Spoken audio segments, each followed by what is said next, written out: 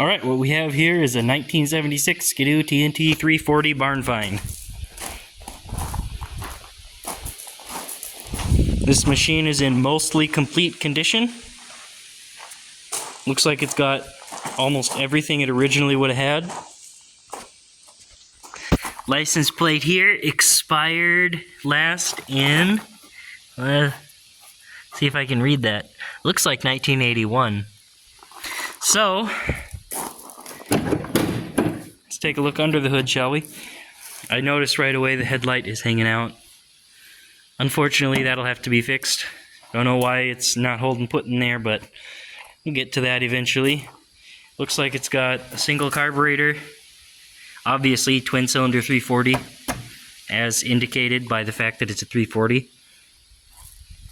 Looks like it has an axial cooling fan rather than the fan mounted right on the flywheel. Looks like the clutch and belt guard is still pretty much intact and complete. No one's taken that apart and lost pieces before. Hey, it looks like got a toolbox here. Some spark plugs in the bottom of that thing. I'll have to go through that sometime. The driven clutch is free. Chain case is free. I've already rolled this thing a little bit, so I know that all that is free. And it does look like absolutely every bit of fuel line on here is completely destroyed. It almost looks like this thing hasn't been touched since 1981 when that license expired, so that's very possible. Obviously, the seat is in sad shape. Eventually, I'm going to recover that. I don't know if I'm going to do it right away or if I'm just going to ride it like it is, because I have a couple other sleds I'm working on right now, and I don't necessarily want to put a ton of money and time into this one specifically, as I just picked it up. Alright, let's see.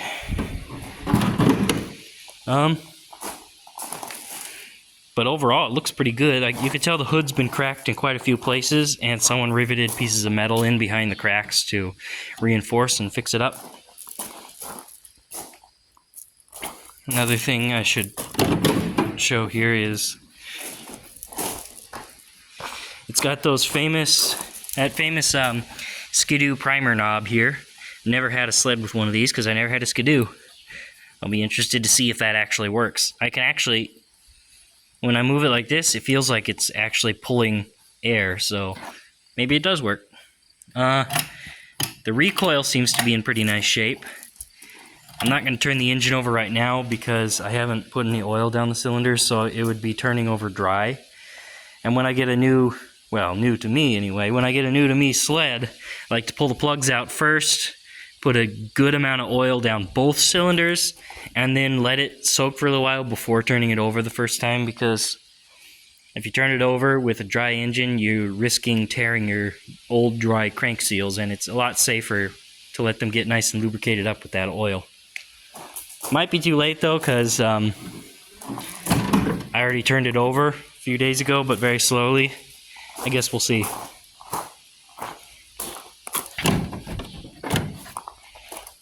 Okay, well, if you guys want to see me working on this, make sure to like the video and subscribe so you see the next one. This looks like it could be an enjoyable project, and I definitely want to try to get it running this winter so I can take it out and blast on the snowdrifts with it.